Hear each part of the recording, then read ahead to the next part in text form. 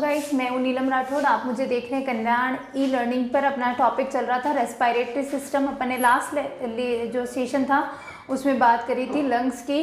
आज अपन आगे कंटिन्यू करेंगे। लंग्स में मैंने आपको बताया था प्लूरल मेम्ब्रेन्स होती है, प्लूरल फ्लूइड होता है, एल्वेलाई होते हैं, ये सब आज अपन बात करेंगे डायाफ्राम की। ठीक है, जो मसल्स हैं जो रेस्पिरेशन में हेल्प करेगी उन मसल्स को आज अपन देखेंगे। वो सारी मसल्स जो किस में हेल्प करती है, रेस्पिरेशन में हेल्प करती है, उन मसल्स के बारे में अपन पढ़ेंगे। फर्स्ट अपन पढ़ते हैं डायाफ्राम।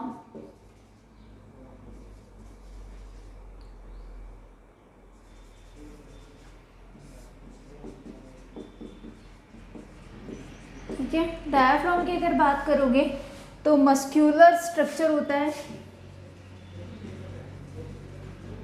Muscular structure. ठीक है, मतलब पेशीय संरचना।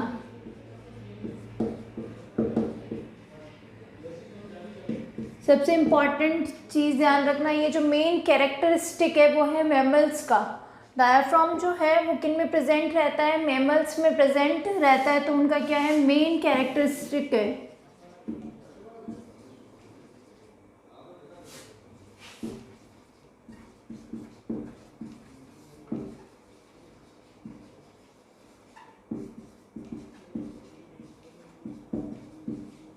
स्तनधारी जो रहते हैं उनमें क्या पाया जाता है, आपका डायाफ्राम पाया जाता है।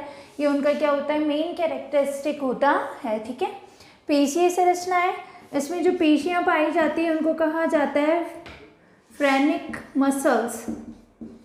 फ्रेनिक मसल्स जो है वो क्या होती है, इसमें उपस्थित होती है। ठीक है, फ्रेनिक पेशियां। ध्यान रखना, सर्कुलर होती है। सर्कुलर मतलब क्या होता है, वर्तुलाकार। वर्तुलाकार पेशियां होती है। इस वे में ये पेशियां क्या होती है, पाई जाती है। कौन सी, डायाफ्राम जो है फ्रेनिक मसल्स रखता है। फ्रेनिक में भी कौन सी, वर्तुलाकार या सर्कुलर पेशियां पाई जाती है। ठीक है, अब ये पेशियां जब क्या करती है, रिलैक्स रहती है।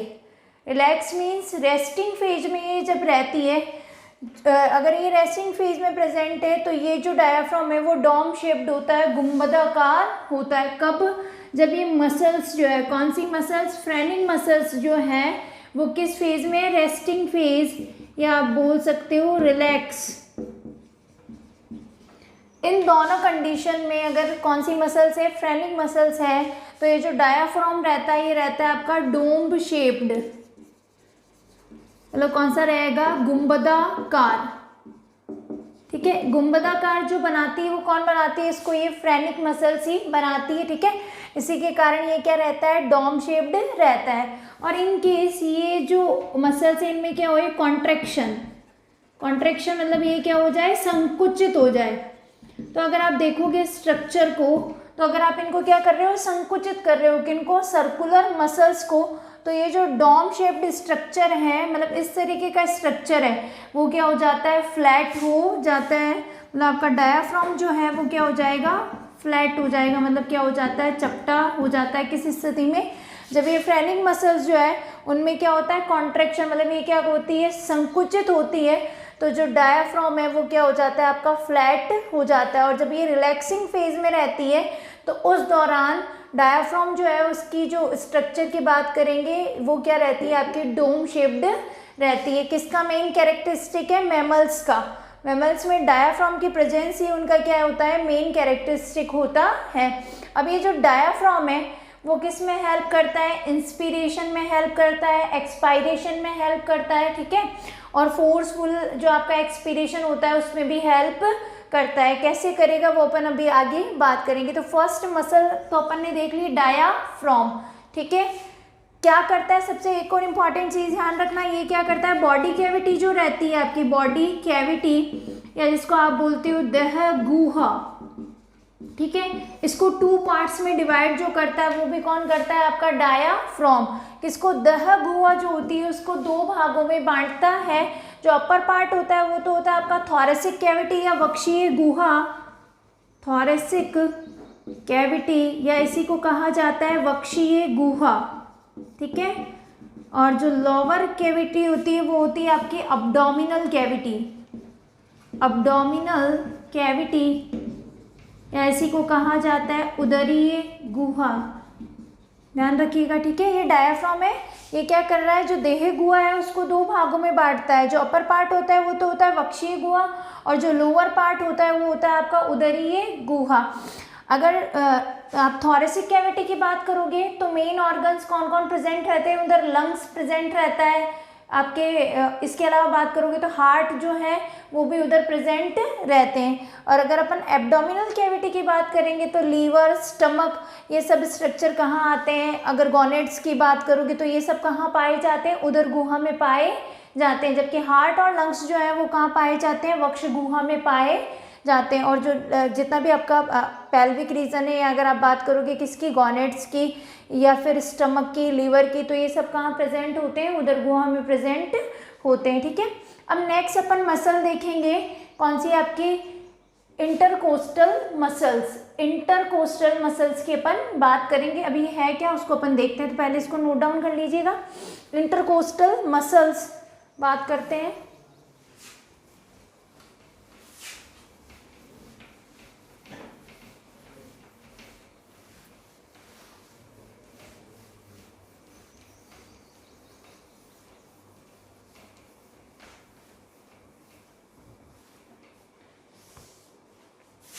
इंटरकोस्टल मसल्स, ठीक है, या इन्हीं को कहा जाता है अंतरा परशुक पेशियां, या यही होती है आपकी ICM। इंटरकोस्टल मसल्स या अंतरापरशुक पेशियों की बात कर रहे हैं, ठीक है।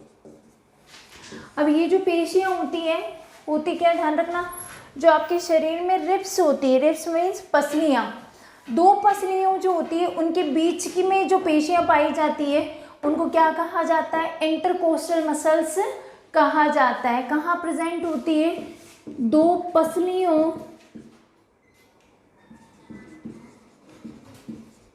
के बीच में, या फिर क्या कह दोगे, रिब्स के बीच में जो मसल्स प्रेजेंट होती है वो कौन सी मसल्स होती है, इंटरकोस्टल मसल्स। फॉर एग्जांपल अगर बात करोगे तो अपने फिंगर्स को अगर आप अटैच करते हो इस लाइक, तो ये जो आपके फिंगर के बीच में ये जो गैप बन रहा है, इस गैप में जो मसल्स पाई जाती है ये कौन सी मसल्स होती है, आपकी इंटरकोस्टल मसल्स, ठीक है। अब इंटरकोस्टल मसल्स है, अपन ने कहा है दो पसलियों की कहाँ पाई जाती है, बीच में पाई जाती है, उनको अपन ने कह दिया इंटरकोस्टल मसल्स, ठीक है। अब उससे पहले बात कर लेते हैं किसकी, रिब्स की या पसलियों की। तो ध्यान रखना, जो ह्यूमंस होते हैं उनमें 12 पेयर ऑफ रिब्स प्रेजेंट होते हैं। कितनी जोड़ी पाई जाती है, 12 पेयर्स, 12 जोड़ी रिब्स पाई जाती है, किन में, ह्यूमंस में, ठीक है। और ये जो रिब्स है ये स्टर्नम और वर्टिबल कॉलम से मिलकर क्या बनाती है, रिब केज बनाती है। आपका स्टर्नम, उरोस्टी और जो वर्टिबल कॉलम होता है उससे ये क्या करेगी, जुड़ेगी और क्या बनाती है, रिब केज या परशु का पिंजर जो होता है उसका क्या करती है, निर्माण करती है। मनुष्य में कितनी जोड़ी पसलियां पाई जाती है, 12 जोड़ी, ठीक है। अब इसमें ध्यान रखना, जो फर्स्ट आपके जो शुरुआत के जो 7 पेयर्स हैं, शुरुआत के जो 7 पेयर्स है, ठीक है, उनको क्या कहा जाता है, ट्रू रिब्स। उनको क्या कहा जाता है, ट्रू रिब्स या सत्य पसलियां कहा जाता है। शुरुआत की जो 7 पेयर पसलियों का है उनको क्या कहा जाता है, ट्रू रिब्स कहा जाता है। अब उसका रीज़न है, स्टर्नम जो रहता है वो आगे की ओर प्रेजेंट रहता है और वर्टिबल कॉलम पीछे की ओर। तो ये जो 7 जोड़ी पसलियां हैं वो डायरेक्टली जुड़ी हुई रहती है किससे, स्टर्नम से। जैसे आप अगर बात करोगे इस तरीके से, तो जैसे पीछे वाला पोर्शन जो है उसको तो मान लो आपका वर्टिबल कॉलम, ठीक है। अब ये जो फिंगर लाइक प्रोजेक्शन है ये क्या हो जाएंगे, आपके रिब्स, और यहाँ ये आगे कनेक्ट हो रहे हैं किससे, आपके स्टर्नम से। तो जो 7 पेयर हैं वो कंटिन्यू क्या करते हैं, स्टर्नम से अटैच होते हैं, इसलिए इनको क्या कहा जाता है, ट्रू रिब्स कहा जाता है, ठीक है। अब उसके बाद में आपका 8th, 9th और 10th पेयर जो है उनको कहा जाता है फॉल्स रिब्स या कूट पसलियाँ। इनको क्या कहा जाता है, 8वां 9वां और 10वां जोड़ी जो रिब्स होती है उनको क्या कहा जाता है, फॉल्स रिब्स या कूट पसलियाँ कहा जाता है। अब उसका भी रीज़न क्या है, जैसे मैंने अभी बात करी थी कि ये जो 7 है वो तो स्टर्नम से क्या होगी, डायरेक्ट जुड़ती है, जबकि 8वीं 9वीं और 10वीं जो है वो स्टर्नम से डायरेक्ट नहीं जुड़ती है। ये क्या करती है, जो 7वां पैर होता है ना उसी से क्या हो जाती है, बाइंड हो जाती है, इसलिए इनको क्या कहा जाता है, फॉल्स रिब कहा जाता है। ठीक है, जबकि वर्टिबल कॉलम जो पीछे वाली आपकी वर्टिबल कॉलम है उससे तो ये क्या रहती है, अटैच रहती है। अब अगर आप बात करोगे 11 और 12, ये आपका जो है ये किसी भी ये जो 8 9 10 पैर है इससे जुड़ी हुई नहीं रहती, बिल्कुल फ्री रहती है, इसलिए इनको कहा जाता है फ्लोटिंग रिब्स, फ्लोटिंग रिब्स या मुक्त पसलियाँ। ध्यान रखना, बात कर रहे हैं रिब्स की, क्योंकि अपने अभी इंटरकोस्टल मसल की बात करी थी तो उधर आया था। रिब्स जो है मनुष्य में 12 जोड़ी होती है। शुरुआती जो 7 पैर रहते हैं वो स्टर्नम से डायरेक्टली जुड़े रहते हैं, इसीलिए उनको क्या कहा जाता है, सत्य पसलियाँ कहा जाता है। जबकि 8वां 9वां और 10वां जो पैर है वो डायरेक्टली स्टर्नम से नहीं जुड़ता है, थ्रो 7 पेयर जो रहता है ना लास्ट वाला पेयर, उसके थ्रू क्या करता है, स्टर्नम से जुड़ता है, इसीलिए इसको क्या कहा जाता है, फॉल्स रिब्स कहा जाता है। जबकि जो 11वीं और 12वीं जोड़ी है वो किसी भी पसली से जुड़ी नहीं रहती है, इसलिए इनको क्या कहा जाता है, फ्लोटिंग रिब्स या मुक्त पसलियाँ कहा जाता है। अब ये जो पसलियाँ हैं आपका स्टर्नम है और वर्टिबल कॉलम है, ये तीनों मिलकर क्या बनाते हैं, आपका थोरेसिक केज या रिब केज बनाते हैं। कौन कौन, अगर आप बात करोगे रिब्स प्लस स्टर्नम और एक आ जाएगा आपका थोरेसिक वर्टिब्रा, थोरेसिक वर्टिब्रा, ये तीनों मिलकर क्या बनाते हैं, थोरेसिक केज।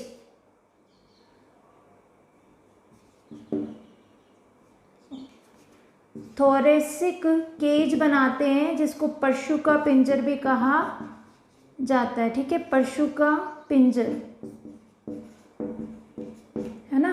ध्यान रखिएगा, ये इंपॉर्टेंट पॉइंट है कि पसलियाँ, उरोस्थी और वक्षीय कशेरुकाएं तीनों मिलकर क्या बनाती है, थोरेसिक केज या पशु का पिंजर बनाती है, जिसमें कौन कौन प्रेजेंट रहता है, एक तो आपका लंग और एक कौन पाया जाता है, हार्ट पाया जाता है। ये दोनों जो है इसी थोरेसिक केज में क्या रहते हैं, सुरक्षित रहते हैं। कौन, हार्ट और लंग।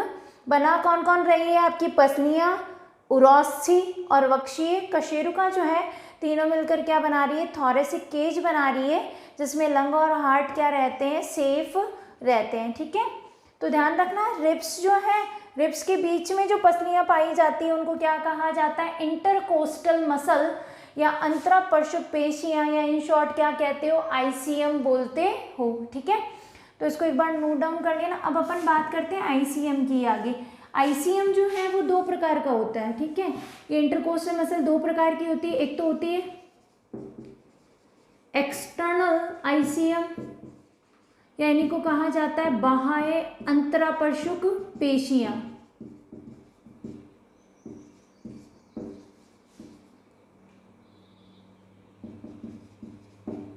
और दूसरी होती है आपकी इंटरनल आईसीएम, मतलब ये हो जाएगी आपकी आंतरिक अंतरापृष्ठ पेशियाँ।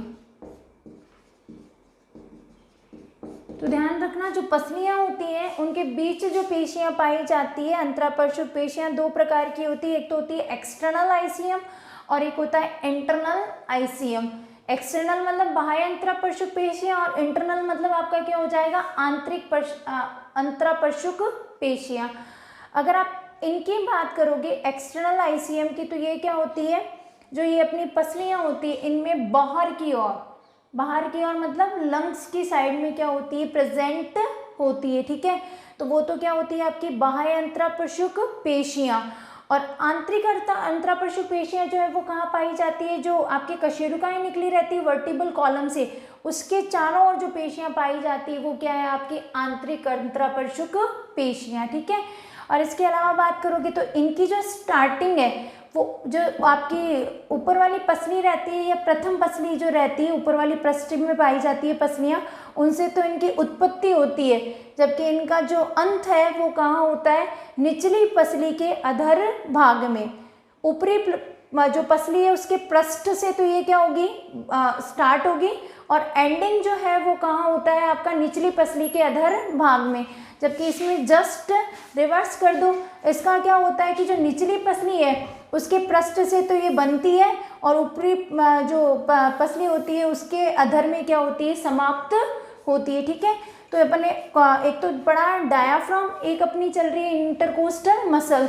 दो प्रकार की होती है, एक्सटर्नल और इंटरनल। कहाँ प्रेजेंट होती है, दो पसलियों के बीच में। अगर इनकी बात करोगे तो ओपनिंग जो होती है वो होती है ऊपरी पसली के पृष्ठ से, और निचली पृष्ठ जो निचली पसली है उसके अधर में क्या होती है, समाप्त होती है। जबकि अगर इंटरनल आईसीएम की बात करोगे तो जो निचली आपकी पसली है उसके पृष्ठ से तो क्या होगी, ये उत्पन्न होगी, और ऊपरी जो पसली होती है उसके अधर में क्या होती है, समाप्त होती है। ठीक है, अब इनके फंक्शंस की बात करते हैं कि इनके एक्सटर्नल आईसीएम और इंटरनल आईसीएम के फंक्शन की कि कैसे क्या करेगा।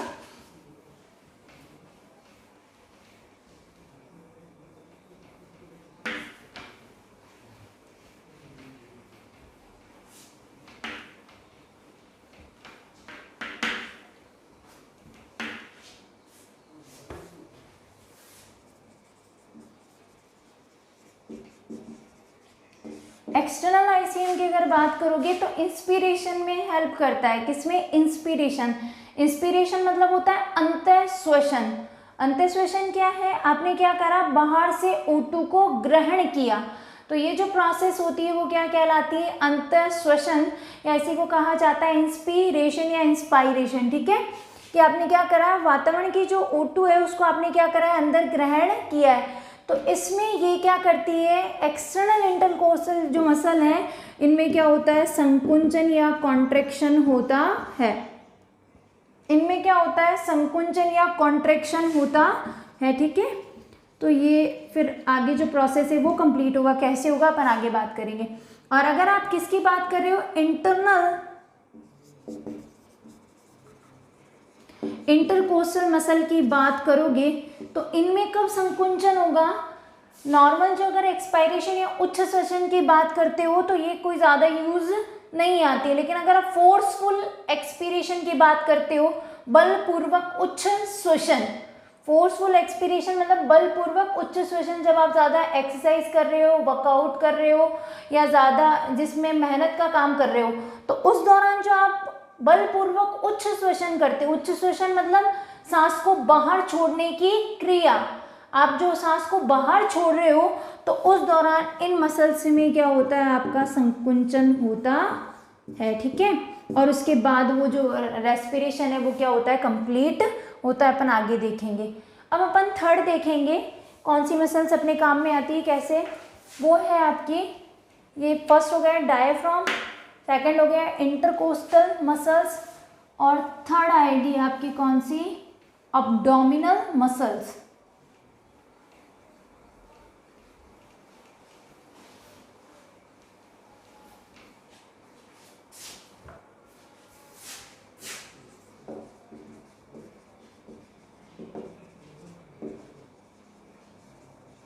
अब्डोमिनल मसल्स या उदरीय पेशियां। ठीक है, तो कॉमन सेंस की बात है, कहाँ प्रेजेंट रहेगी आपकी, अब्डोमन में या उदर में प्रेजेंट रहती है। ठीक है, होगा क्या, इनमें भी कॉन्ट्रैक्शन होता है। किस दौरान कॉन्ट्रैक्शन होता है, कैसे क्या होगा आगे पढ़ेंगे अपन मैकेनिज्म में, बस आप ये ध्यान रखना, कॉन्ट्रैक्शन होता है। ठीक है, और किस में हेल्प करती है, ये भी फोर्सफुल एक्सपीरेशन में, बलपूर्वक उच्च श्वसन में क्या करती है, सहायता करती है। कौन सी मसल्स, अब्डोमिनल मसल्स।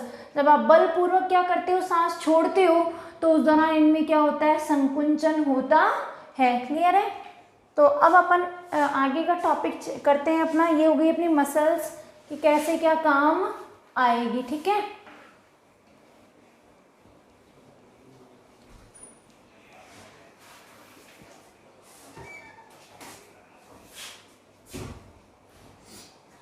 अब बात करते हैं मैकेनिज्म क्या है क्या नहीं है।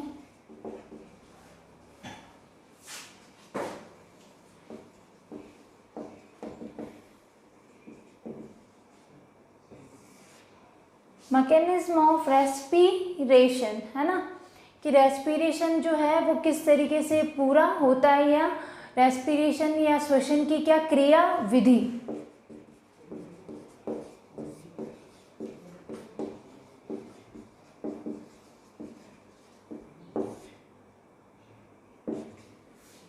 श्वसन की क्रिया विधि कि श्वसन जो है वो किस तरीके से पूरा होता है। अगर रेस्पिरेशन की बात करोगे तो 2 स्टेप में क्या होता है, कंप्लीट होता है। एक तो होता है आपका इंस्पिरेशन, या इसी को कहा जाता है अंत्य श्वसन, ठीक है। और दूसरा आपका होता है एक्सपायरेशन, या इसी को कहा जाता है उच्च श्वसन। और अगर इन दोनों को आप मिला देते हो तो ये क्या कहलाता है, श्वसन कहलाता है, या इसी को क्या कहा जाता है, ब्रीदिंग कहा जाता है। श्वसन की जो क्रिया है 2 स्टेप में पूरी होती है। इंस्पिरेशन मतलब अंतर श्वसन, और एक्सपीरेशन मतलब उच्च श्वसन। अंतर श्वसन मतलब तो क्या करना है, आपको सांस को अंदर लेना है, ठीक है। और उच्च श्वसन मतलब क्या करना है, सांस को बाहर छोड़ना है। तो अगर आप इन दोनों को मिला दो कि सांस को अंदर लेना और सांस को बाहर छोड़ना, तो वही क्या कहलाता है, श्वसन या स्वातन या ब्रीदिंग कहलाता है, ठीक है। तो बात करते हैं किसकी, इंस्पिरेशन की या अंत्य श्वसन की। इंस्पिरेशन या बात करेंगे किसकी, अंत्य श्वसन की, ठीक है। अब होगा क्या अंत्य श्वसन में, देखते हैं।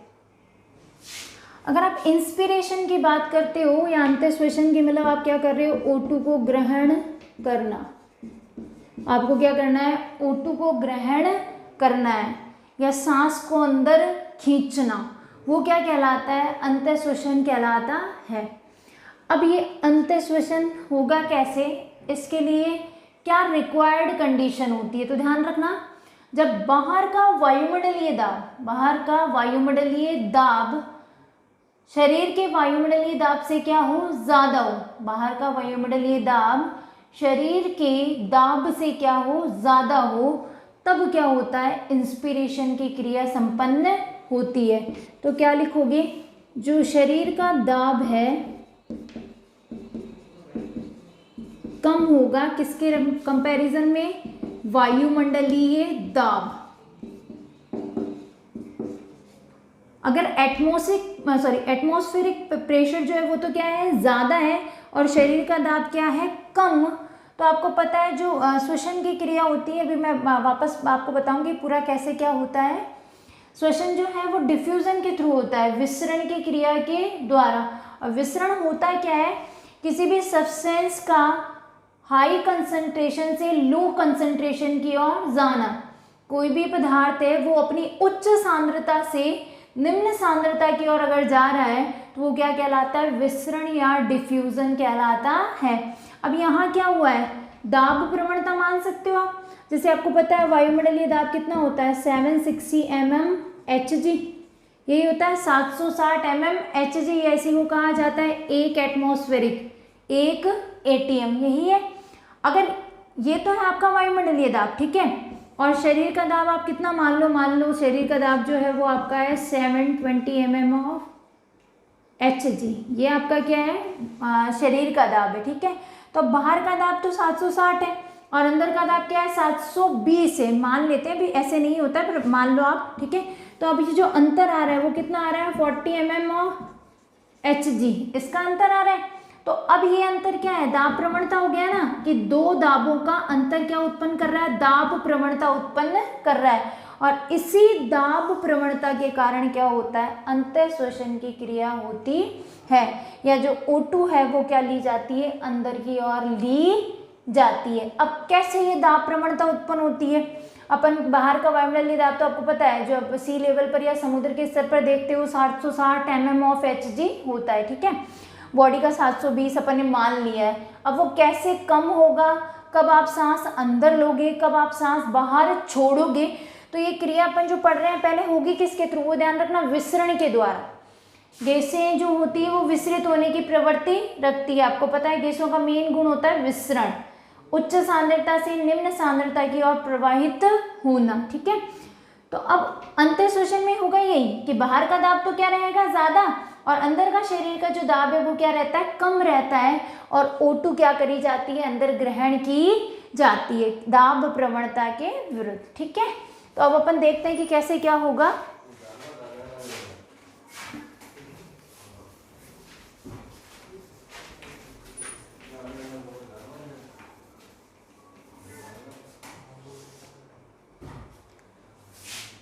अब O2 ग्रहण कब की जाती है वो देखते हैं। देखो क्या होता है, आपकी जो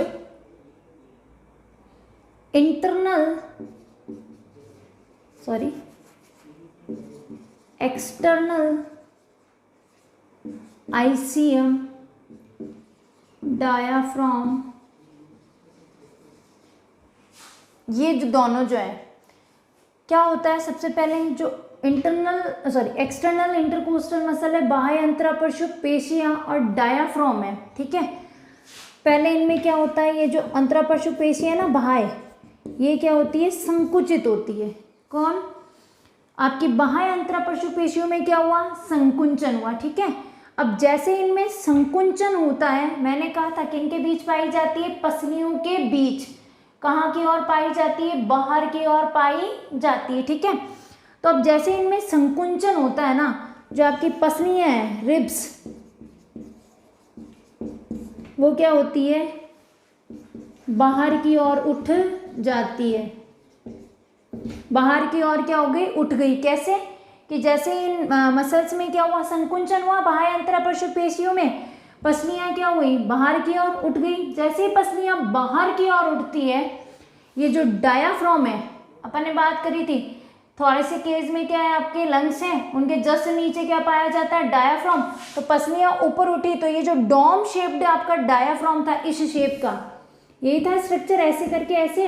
तो अब ये पोर्शन तो क्या हो गया, ऊपर उठ गया, तो ये डायाफ्राम जो है ना, अब इसमें भी क्या हो जाता है, संकुंचन हो जाता है, और ये अब क्या हो जाता है, ऐसे फ्लैट हो जाता है। पहले की तुलना में जैसे ये ऊपर उठती है तो डायाफ्राम जो है ना, इस डायाफ्राम में क्या होता है, आपका संकुंचन होता है, और जैसे इसमें संकुंचन होता है, ये क्या हो जाता है, आपका चपटा हो जाता है। ठीक है, अब ये जैसे ही चपटा हुआ, कौन, डायाफ्राम चपटा हुआ, अपन ऐसे बात करते हैं, ऐसे ये रहता है, ये रहता है, और यहाँ डायाफ्राम है, तो ये क्या हुआ, ये ऊपर उठी, ये नीचे आया, तो ये जो आयतन था वक्ष गुहा का आयतन, अपन ने क्या कहा है कि डायाफ्राम जो है वो क्या हो गया, चपटा हो गया। अब ये जैसे ही चपटा हुआ तो ये जो आयतन है आपका वक्ष गुहा का आयतन, ठीक है, ये क्या हो गया है, बढ़ गया है। वक्ष गुहा का जो आयतन है वो क्या हो गया, बढ़ गया। किस प्रोसेस से, इससे कि बाह्य अंतरापरशु पेशियां संकुचित होती है, पसलियां बाहर की ओर उठती है, डायाफ्राम क्या हो जाता है, संकुचित हो जाता है, और क्या हो जाता है, चपटा हो जाता है, जिससे इन दोनों फेफड़ों के बीच का जो आयतन है वो क्या हो जाता है, बढ़ जाता है। ठीक है, अब आपने है ना एक सबसे इम्पॉर्टेंट अपन थोड़ा सा ये देखेंगे, गैसों के नियम पढ़े होंगे आपने फिजिक्स और केमिस्ट्री में। एक नियम है बॉयल्स लॉ, बॉयल का नियम, बॉयल्स लॉ होता है बॉयल का नियम, जहाँ प्रेशर जो रहता है इन्वर्सली प्रोपोर्शनल रहता है किसके, वॉल्यूम के।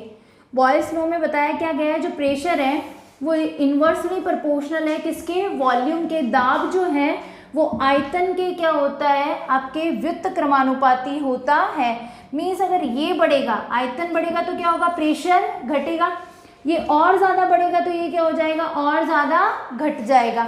अब अपने को यही रूल यहाँ लगाना है। अंतःश्वसन पढ़ रहे हैं अपन, लेकिन अपन ने बॉयल का नियम देखा है कि अगर प्रेशर इंक्रीज हो रहा है तो आपका आयतन घटेगा, और अगर आयतन बढ़ रहा है तो क्या हो जाएगा, प्रेशर जो है वो क्या हो जाएगा, घट जाएगा। अपन ने यहाँ करा क्या है, वक्ष गुहा का जो आयतन है ये बढ़ा दिया, तो यहाँ का जो प्रेशर है, यहाँ का जो प्रेशर है वो क्या हो जाएगा, आपका कम हो जाएगा। किसके through, due to Boyle's law. यहाँ का प्रेशर क्या हो गया, घट गया, और एटमॉस्फेरिक प्रेशर है जो आपका वो तो क्या है 760, ये है ही सही, और यहाँ का प्रेशर क्या हो गया, कम हो गया। तो अब जो एयर है वो थ्रोट ट्रैकिया कहाँ आ जाती है, एल्वियोलाई में आ जाती है। रीजन ध्यान रखना क्यों आई है कि पहले इंटरकोस्टल मसल्स जो थी उनमें क्या हुआ, संकुंचन हुआ, उससे पसलियां बाहर की ओर उठी, डायाफ्राम संकुचित हुआ, डायाफ्राम क्या हो गया, चपटा हो गया। ठीक है, जैसे ये चपटा होता है तो ये जो थोरेसिक कैविटी है, वक्ष गुहा, इसका आयतन क्या हो गया, बढ़ गया।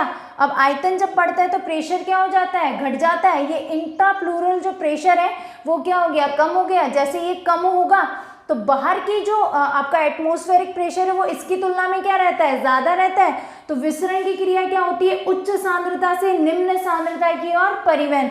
तो बाहर हाई कंसंट्रेशन है और अंदर क्या है, लो कंसंट्रेशन है। तो अब एयर कहाँ आएगी, बाहर से अंदर एयर जो है वो क्या हो जाती है, प्रवेश कर जाती है। और इसी को आप क्या कहते हो, इंस्पिरेशन या अंतःश्वसन कहते हो। क्लियर है। अब अपन बात करेंगे किसकी, एक्सपायरेशन या आपका उच्च श्वसन। एक्सपायरेशन जो है वो अपन नेक्स्ट वीडियो में बात करेंगे। Thank you.